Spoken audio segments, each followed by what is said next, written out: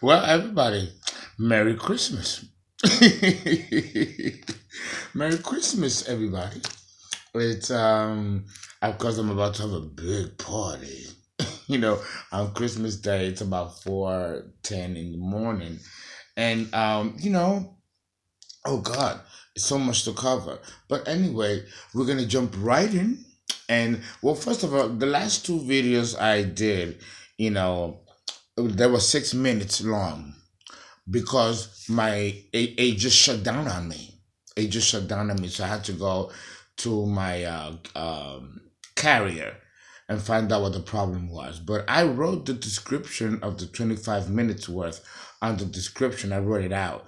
Even though you have 6 minutes of video, the last two videos I did, you look at the description box. I talk more, go into more details. I write it out. So, I ain't going to let nothing stop me. So if I'm having a problem with the video, I'm going to write it out for you guys, okay? So just look at the description part, and the rest of the 25-minute segment of the video is there, okay? Alrighty, and I hope everybody enjoyed themselves. I hope everybody got their gifts. I there's a couple of gifts here. Like I see, this one is a very nice gift here, and I'm gonna give that to you. I'm gonna give that to you, and every single gift I got in here, I'm going to. I'm a witch, right? So I'm going to symbolize it and bring it to you. Each one of my donor subscribers, which I described on the last video I wrote out because, it was only 6 minutes long. I'm giving thanks to my subscribers and also to my donors who helped contribute, making this year a fantastic year. This could not have happened without you. You understand that? This could not have happened without you.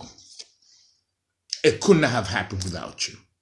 So I want to thank you for that, and I hope you have a fantastic Christmas and an even more wonderful New Year. Okay? Now I'm going to be working, and a lot of you are going to be calling me, and I'm going to be available, of course, for readings, especially for the New Year. You want to get in. Get in now when I'm available because, I may not be available then, and I would like to be able to put in the year for you, what to expect for 2018. It's going to be a little rough. I got to tell you that. But today, we won't talk about that. Today, we're going to continue with the incompatibility of signs. And we are going to talk about the Gemini woman and the Scorpio man.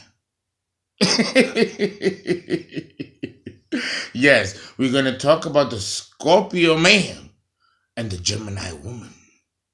So we are dealing with, in this situation, an incompatibility. I mean, straight up.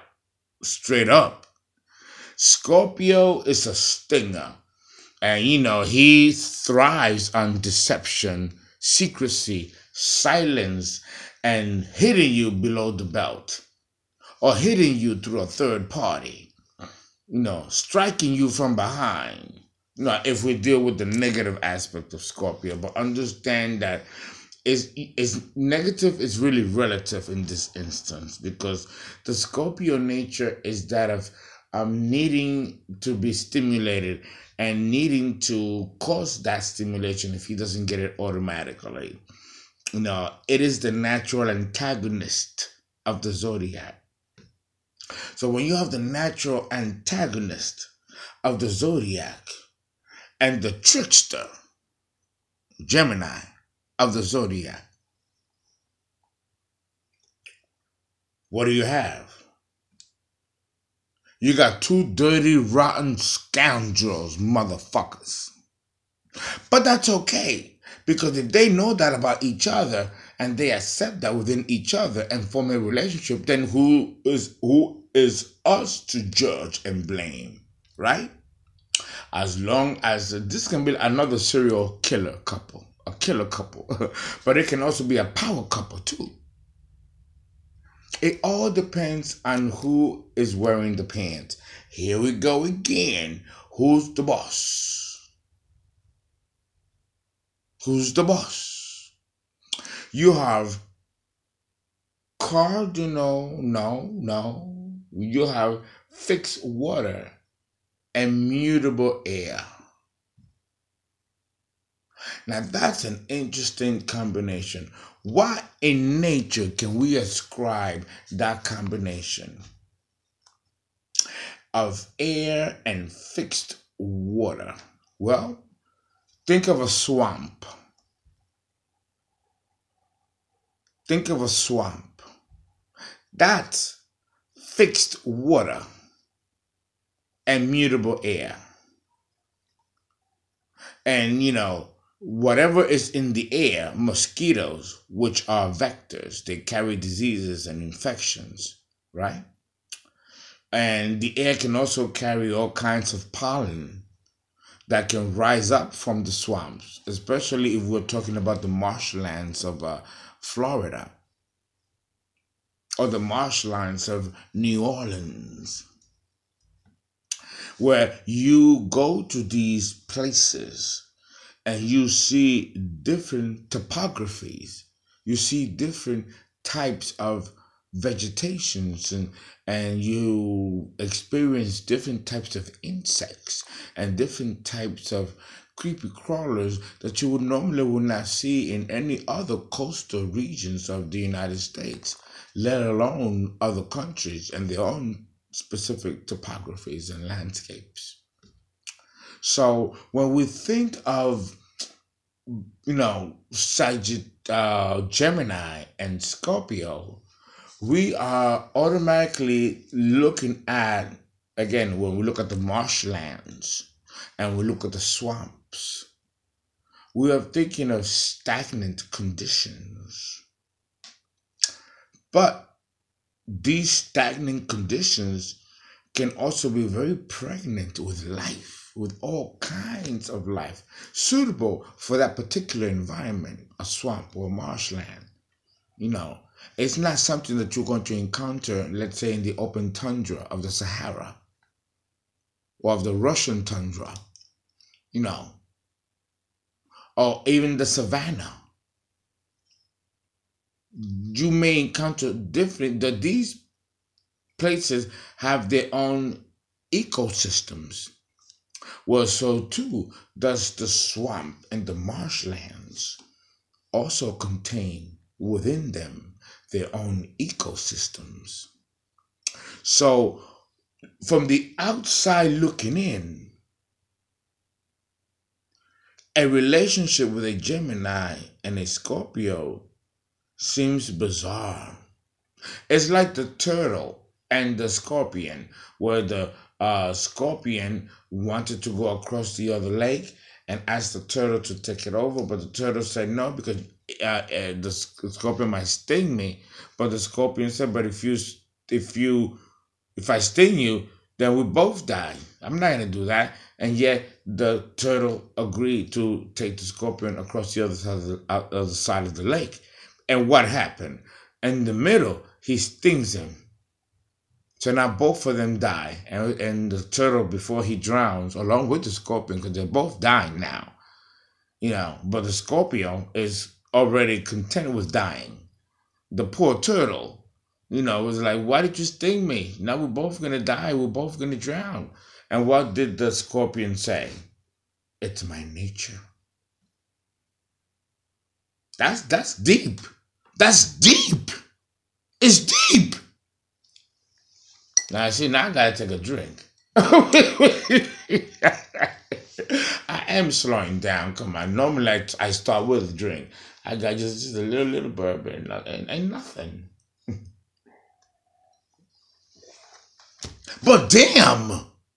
Now both the scorpion and the turtle are drowning, dying. Who does that? Who does that?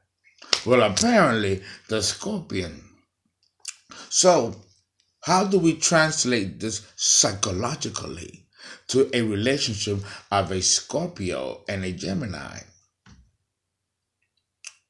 Well, first and foremost, for me, what I think off the bat automatically is that the Scorpion um, is going to do things his own way, independent of what Gemini does, say, or even thinks. The Gemini, let's say for instance, if it's a woman dealing with a Scorpio man, a Gemini woman with a Scorpio man, because again, the relationship dynamics between the two signs is different when you're dealing with a Scorpio woman and a Gemini man, and a Gemini woman and a Scorpio man. The dynamics in the psychology and approach is extremely and totally different. But now, dealing first with the Gemini female and the Scorpion male. The Scorpion male is fixed. So again, like my first question, who's the boss? Well, in this case, the one that will be the boss will be Scorpio. Scorpio seems to really be winning here. He's the boss in any and in every relationship. Are you getting a picture here? It's 144 combinations of compatibility and incompatibility of signs. As you begin to see, and I'm going to do all 144 of them. Okay? Don't get it twisted. So that's a lot of videos. Over time, watching my videos, you're going to really get to know the ins and outs of every personality and ego and sign of the zodiac. You will become an astrologer, at the end of all these videos, because I'm really going to lay it out to you. Listen, the cat is out of the bag, okay? We are moving into the Aquarian age. And we cannot afford to continue to make the same mistakes as human beings towards each other. We got to evolve. We got to become better human beings. We got to. We're here to evolve, and our planet evolved right along with us. So understand that part of evolution also involves adaptability. This is a weakness and a problem that the Scorpio man has. The Scorpio man doesn't know how to adapt, how to evolve from his conditions that he put for himself, the parameters that he put for himself. When he won't deviate from it. So the Gemini woman will have to be very creative, very innovative in how she's going to not only allow herself to be the person that she is when she entered the relationship, but also keep him to such a level where he doesn't not only destroy himself, but her and the relationship, and also at the same time cause both of them to move forward evolutionarily speaking. You see, that really is the burden of the woman in any relationship. It's her job, as the dictates of society suggest, that she is the one to nurture, rehabilitate, orient the relationship, her husband and that of her children.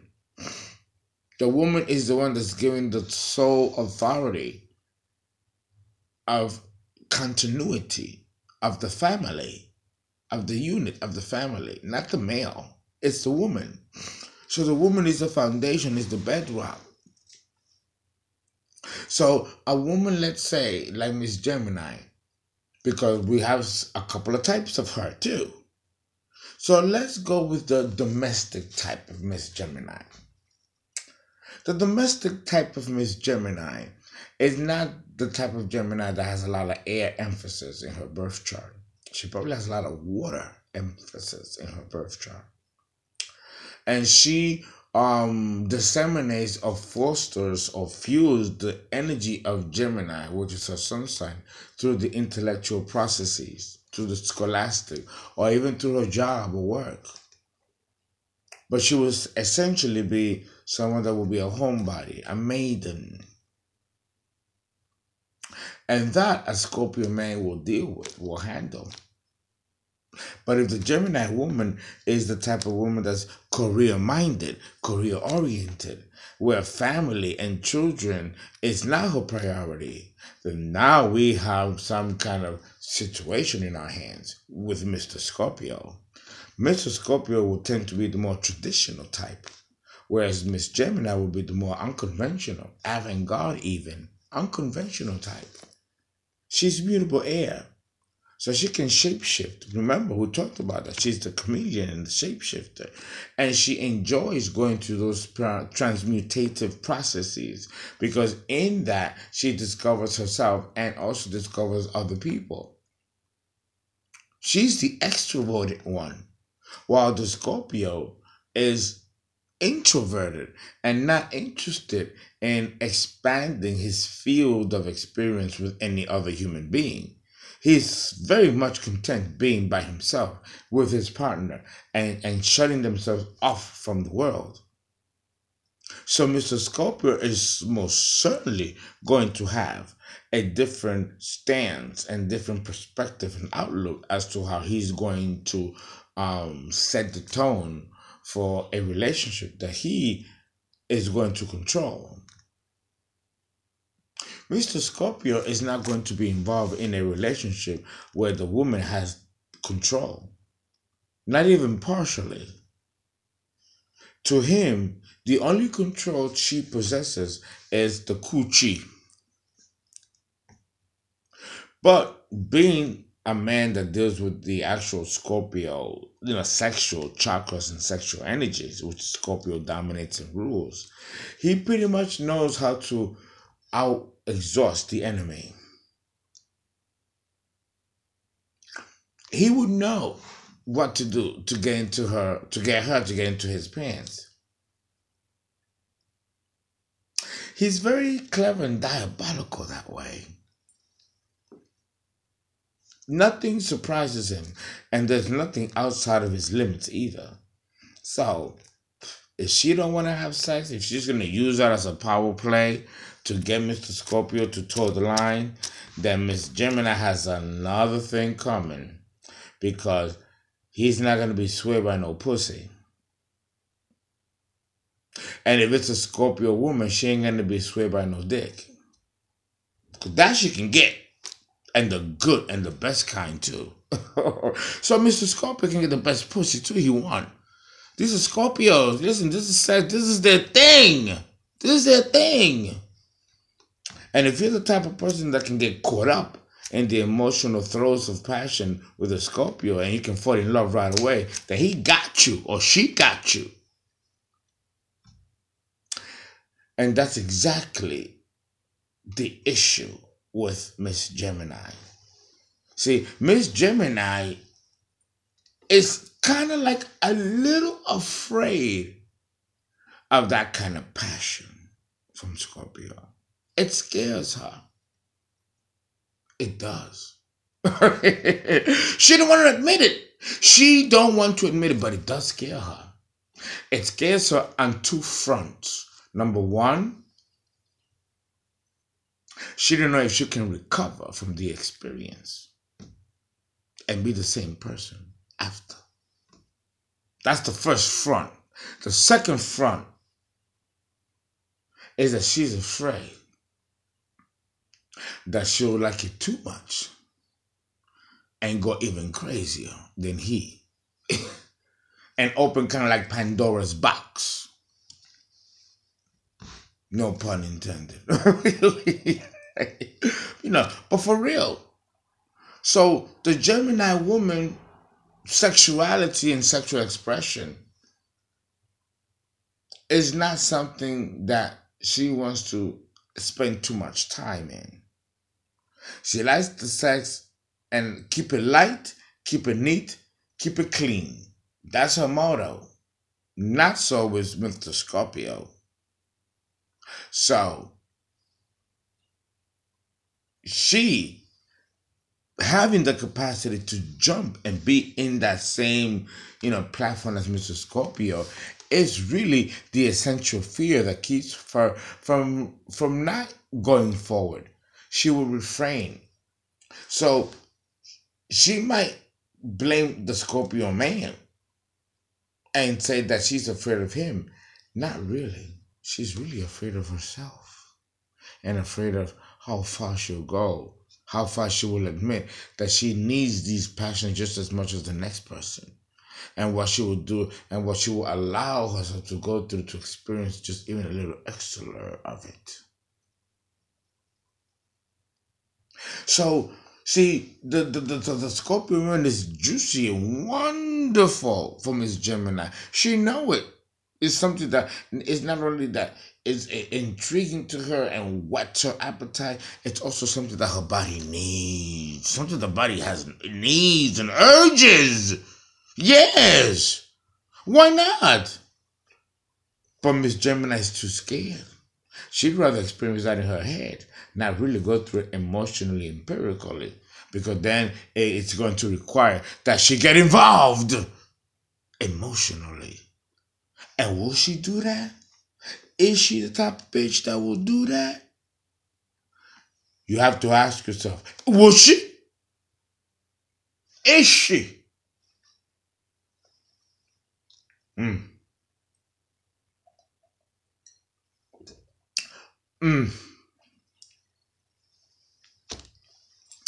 Let's flip it. So what if it's a Gemini man with a Scorpio woman?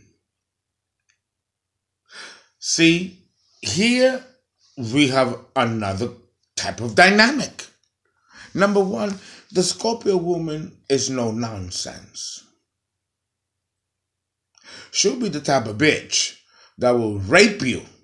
I don't care if you're tired. I'm gonna get this dick. She will rape you and get it and get her feel and then leave you there.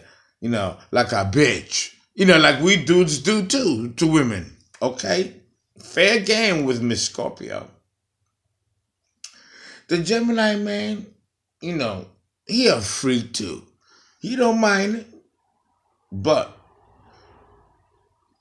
what the Gemini man will probably not tolerate and not be able to handle is the fact that she will be more crisis prone. Even if there is no crisis to be had, she will make the crisis. For what? Why? Only Miss Scorpio can answer that. Every Scorpio woman is different. It might turn her on before she bang you. It might satisfy a boredom that if she were to do that to the outside, it might get her killed. So she'd rather do it where she knows it's safe. She could be toying for you for the moment just because she's bored, and then act like nothing happened the next day. You see, a Gemini man needs to know what kind of woman he got. And because the Gemini man processes everything through the intellectual faculties, he might not pay close attention to what's really obvious and it's really in front of him, which is the emotional essence of the person. Because both Gemini men and Gemini women have a problem looking at the reality of people right in their face. They rather have an idealism about who and what and who they believe they are, rather than to see the reality of who they really are in front of them. Because it means that then you have to become involved and deal with them. And neither the Gemini man nor the woman really want to get that involved in the minutia of having to deal with the intricate details of what the fuck is your problem. They really don't. So then, when the Scorpio begins to brood, how do you get past the fact that you are not interested in so much depth and profundity, which the Scorpio is and requires? How are you then going to handle that kind of involvement and that kind of commitment? And 9 times out of 10, the Gemini man doesn't. In a relationship with a Gemini and a Scorpio, it will probably be the Gemini man that will bail out before the woman would. because we're dealing with a fixed water sign. She's not going to change. And if she's not going to change, then he better find somebody else. And we're done with the first part.